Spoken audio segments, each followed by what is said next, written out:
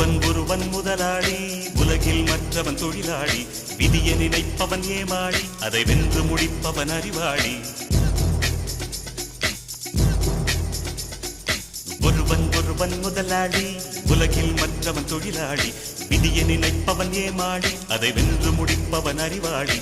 பூமியை வெல்ல ஆயுதம் எதற்கு, பூப்பறிக்க கோடரி எதற்கு, பொன்னோ பொருளோ பொற்களம் எதற்கு, ஆசை துறந்தால் அகிலம் உனக்கு.